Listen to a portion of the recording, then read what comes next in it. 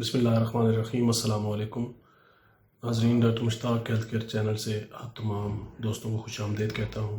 جیسا کہ آپ تمام دوست جانتے ہیں کہ کرونا وائرس کی وبا اس وقت پوری دنیا میں پھیل چکی ہے، اور اس حوالے سے سوشل میڈیا پر مختلف قسم کے پیغامات اور ویڈیوز بھی اپلوڈ ہو رہی ہیں، اور خاص طور پر ہمارے پاکستان میں کئی طرح کے اسپیشلسٹ جو ہیں وہ وجود میں آ چکے ہیں، جو کہ کرونا وائرس کے علاج کے متعلق یا تو علاج بتا رہے ہیں یا اس سے احتیاطی پریونٹیو میڈیسنز بتا رہے ہیں۔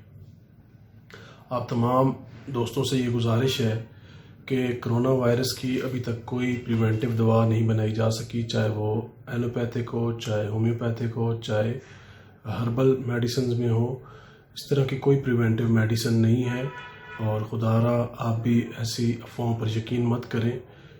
کرونا وائرس ایک وبائی مرض ہے، اور وبائی مرض جو ہوتا ہے اس میں جو کہ وائرس انوالو ہوتا ہے، تو وائرس کو کل کرنے کے لیے جو اہم کردار ادا کرتی ہے وہ ہماری امیونٹی ہوتی ہے۔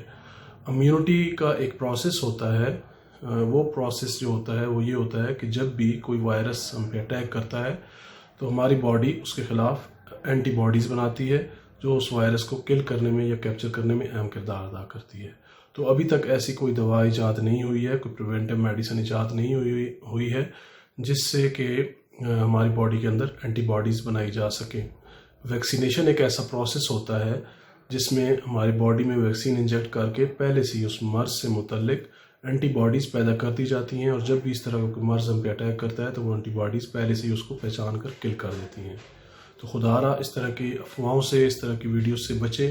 کوئی کسی قسم کی پریونٹیو میڈیسن نہیں ہے۔ ہاں، جب کرونا وائرس کی اگر کچھ سمٹمز پتہ چل جائیں تو اس کے مطابق سمٹومیٹیکلی اس کا علاج کیا جا سکتا ہے، کیونکہ ہومیوپیتھی میں جو دوائیں ہوتی ہیں وہ ہمارے امیون سسٹم کو بوسٹ کرتی ہیں۔